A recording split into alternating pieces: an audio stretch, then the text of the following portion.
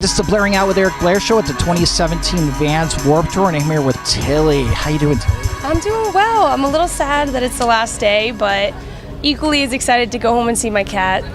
What kind of cat do you have? She's just an orange tabby, but I actually named my artist project after her, so she's really important to me. Nothing else felt authentic to me than her name. How long ago did you become TILLIE? Pretty recently. The name change was, I think it happened in November, so it's very new. Do you think that name change has kind of changed your life also?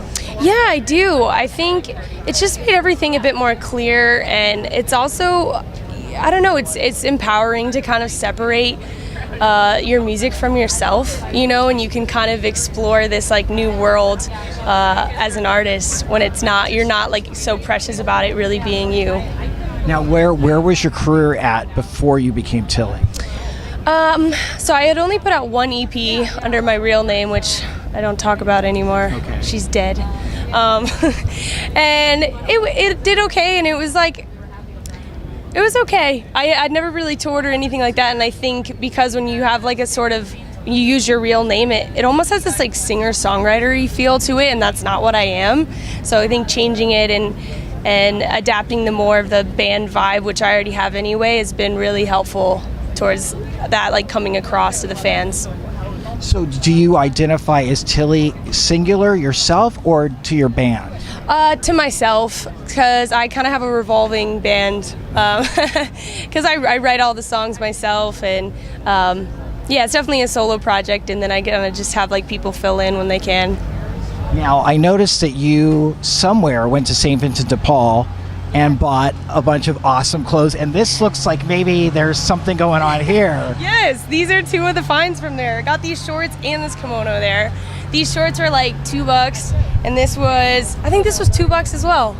And it had the original price tag on it for $60. I was like, yes. I used to work at St. Vincent de Paul when I was a kid. Oh my God, that's amazing. Did you get a lot of clothes when you worked there?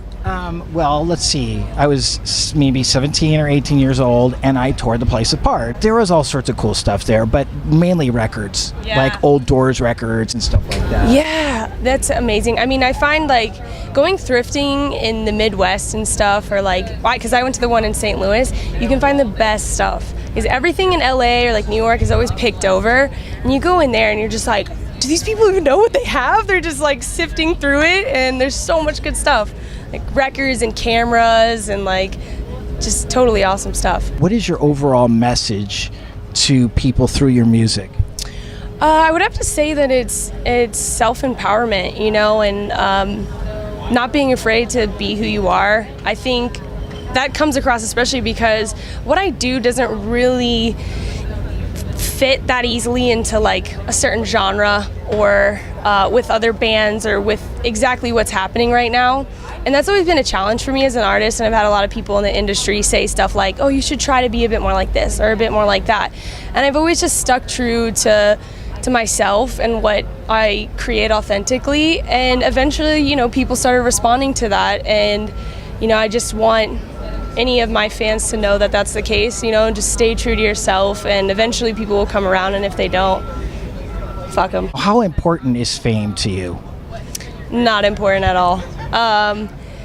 I mean, I would like to get to a point where I want to tour the world and just honestly, the reason that I do this is human connection. When I was 14, I remember I had this moment in my bedroom where I was really depressed, typical angsty teenager, and I was listening to the Beatles, and I was holy shit, these guys have a song for every single emotion, sad, love, desperation, anger, and I was that's so cool because it made me feel less alone in what I was feeling. And so that's really my goal with my songs and just being an artist, is to go out and meet other people and to make them feel like they're less alone. So I just want to get to that point where I can tour and connect with people all over the world. But fame, Now, because you remind me a lot of Katy Perry. I interviewed her in 2008 before she broke. Do you want your life to be like that?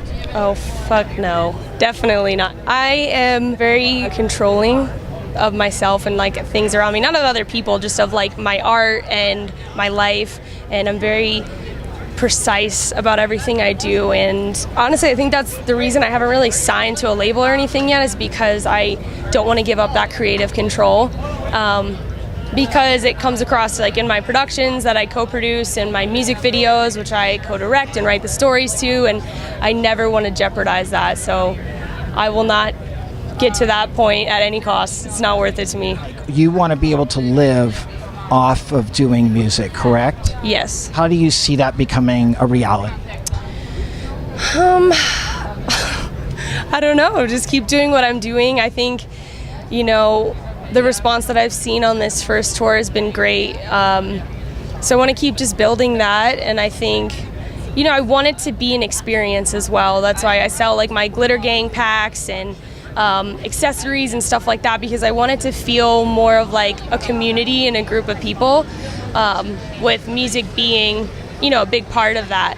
But hopefully by creating that and something a little bit bigger than the music, it can expand to more and more people. What kind of musical growth are you looking for in your career? I want to get weirder with it, honestly. I think naturally I write really like poppy, catchy melodies. When I sit down, and that's just what happens. So I'd like to explore weirder grounds as far as production. I'm really interested in like creating new sounds and new vibes, and not just like following the curtails of what's going on right now. I want to be someone years down the line that, a bunch of new young girls come out and start making music and they're like, oh, I want it to sound like Tillie, So that's where I hope to go with it. How did the Warped Tour come about for you? So I played the 2-year anniversary of this thing called Emo Night, and Kevin was there, and I think my old management may have like reached out to him once before, but we hadn't heard back from him yet, and he saw me play with my band, and the next day we got sent an offer, and I was like, yes, because I'd been wanting to do it for a long time. So it was really cool. It was a really genuine way of it happening. Now, I've seen 2 of your music videos, and both of them are like extreme. One where you have a baseball bat, and I just grazed over it, but I could see you swinging the baseball bat. Yeah. And the other one, I think it's called Pink and Blue. Yeah, and I kill my boyfriend in it. You slit that person's throat. Yeah. Tell me, is that your concept? Yes, it is. I think there's definitely a lot of humor, especially that first one. I'm very inspired by Tim Burton, and I like how he kind of has the juxtaposition of like dark and comedy together a lot of the time. Like Edward Scissorhands is so dark, and then it's on this like complete pastel landscape, and I'm obsessed with that. If he could direct my life, I would give him all my money. I don't know, I guess I don't really think of it as being that violent, but I can kind of see, like my dad definitely thinks it's violent, and he wrote me a really long email about slitting that guy's throat, but I was like, Dad, it's already out. And I mean, we made sure that the blood looked fake, it's not like super gory and realistic. But I also love horror films, so I think there's a little bit of that in there. How did you take it when you got that email from your father questioning the slitting of the throat in the music video? I don't even think I responded. I just like laughed it off, and I don't really give a fuck what other people think. I mean, I love my dad to pieces, but I'm like, if you don't get it, you don't get it. I like it, so I just kind of got to do what I want to do, and especially because the music is so poppy, I like to push the limits in other ways, and it is like Pink and Blue on first listen sounds just like upbeat and whatnot, but it's actually a pretty like sad song about my ex-boyfriend not getting me a cake. And to take that even further, I really wanted the video to be outside of what you would expect for a pop song. The message I get from the music video is kind of an attack on marriage, or the institution of marriage. Do you see it like that? There's definitely a little bit of influence of that.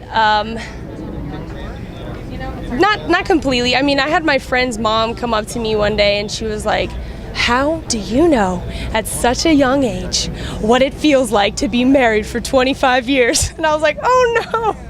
I was like, Victoria, are you okay? Do you need to talk to someone? Don't kill anybody.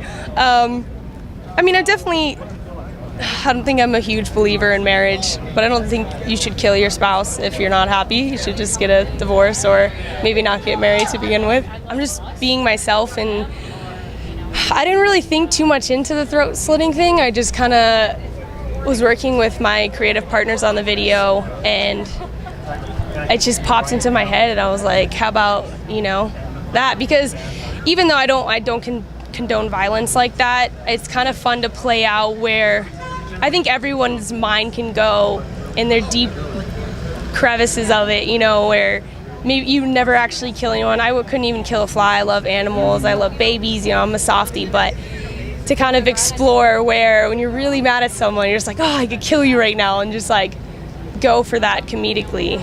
So it sounds kind of dark though when I say it out loud.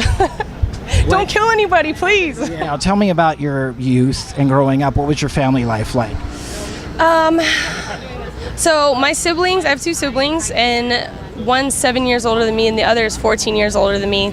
So I grew up, I think, with like a lot of older people. I didn't hang out with a lot of kids my own age. And then my siblings moved out, so it was almost like I was an only child at times. And I grew up in Atlanta. My parents got divorced when I was 11. And I feel like because I was so always hung out with older people, I feel like I was on my own a lot. Like I was always in my house alone and riding mattresses down staircases and shit. It was kind of like Home Alone or something. And that's how I started writing, through my parents' divorce and just like being on my own a lot. It was really a way of therapy for me, to just kind of put things out there and let go of them and express myself. I think that's really important for anyone, whether you want to be an artist or not, write, draw, paint, sing, express your feelings. Because I think that's a really big problem in this country, with all the violence that's going on and mental illness, is people are taught to not feel those things, and especially men. It makes me really sad that a lot of men are told don't cry, that's not manly, or don't feel things. I think that's complete bullshit, and everyone should be free to do that and to express themselves. Did you grow up in a home where you felt worthwhile? Maybe when I was younger, definitely. I think during my parents' divorce, no. They were hurting a lot, so they kind of didn't exactly do what you should do when you when you get a divorce. But my parents are amazing, and they've made up for it tenfold. And in a sense, I'm grateful that I went through that, because it, made me more empathetic and made me more of an independent person. And I think that's why I'm so strong-willed and whatever, because it was just me doing my own thing for so long. So I don't blame them for it. I'm not mad at them for it. So how many songs are on your new album? Well, it's not finished yet, but right now I have about 10. So I'll probably record a few more just to have options, but I think 10's a good amount for a debut record. Now, do you want to be picked up by a major, if whatever that means now? Not necessarily. Like I said, I don't want to compromise. I would only do that if it was someone that genuinely believed in what I did and they didn't want to change it. Not oh, that's cool, but why don't we try this? It's not worth it to me. I'd rather be on a cool indie, and have room to grow. So we'll see. So let's talk about your makeup must-haves and name them. I have on my eyeballs, I literally have Halloween crayons, those things you can buy, because they stick really well in this sort of heat. Yeah, it's amazing. Yeah, thank you. And then I have to have glitter, always, lots of glitter. I would say mascara is another important one. And then I guess my glitter hearts is not necessarily makeup, but I gotta have one of those. I was setting up earlier, and this fan came up to me and she's like, "You don't even have your glitter heart on." And I was like, "Oh fuck, I'm so ashamed of myself. I'm letting everybody down." So those are my top makeup picks. What would be your ultimate dream for your career in music? I just want to make a living touring the world, connecting with people. I want to see the world through my music, and that's about it. What brings you the most peace in your life right now? My cat. We've been together for like 9 years now, and we lived in Atlanta together, we lived in New York together, we live in LA together. I just feel like she's my ride or die, you know? She's been around the country with me, and she just listens, she never argues back, and licks my tears off my face. How old is she? I think she's 9. I got her when she was a kid, and I adopted her at a place like down the street from my house. I just walked in there with my friends on a Sunday, and I was like, that's my best friend. I gotta get her. What's next for you? Next up is next weekend I'm going to perform at Machine Gun Kelly's music festival in Ohio, and then after that I'm going to the UK to record with a producer out there, and just finishing up my debut record. Favorite Beatles song? For some reason, Don't Let Me Down pops into my head first. Really? Yeah. Oh, there's so many though. I like all the trippy stuff too, like Within You or Without You, like all that kind of stuff. That's my jam. Paul McCartney and Wings. Oh yeah, they're great. I didn't get into them as much. Monkberry Moon Delight. I freaking love that song. It's one of my favorite songs of all time. It's a great album. Yeah. And that song is just, every time that comes on, I just go crazy. But I love Paul McCartney. I've seen him twice, cried the entire concert. I think he's the one person that, like, if I met him, I would just lose it. Like, anybody else, I'm like, cool, you know, whatever. But him, I would just be like, I couldn't be cool. I couldn't speak, probably. The album Venus and Mars, you should get that album. Okay. There's a song on there called Rock Show, and I'm telling you, you cannot listen to that song without rocking out. Yes. That's what I love about his songwriting, and what he does is, like, I feel like you go on such an emotional journey in his songs, you know? It's not just like one thing. It's like chill, and then it builds, and then it goes crazy, and then it like comes down again, and it's an experience, and it's so cool. And that's my favorite thing, is like happy, sad songs. You know, I love those, and I think a lot of my music is like that, probably inspired by them. They sound like upbeat and dancey, but when you dig into the lyrics, you're like, oh, there's some shit going on here. I rarely write a happy song. Yeah, that juxtaposition is used a lot in pop music, where you have a real upbeat song and it deceives you because it's actually a really stressful or depressing subject matter. Yeah. And people will sing along with it. Yeah. They don't realize what's going on. Blaring Out with Eric Blair show at the 2017 Warped Tour with TILLIE. Signing off. The Blaring Out Show.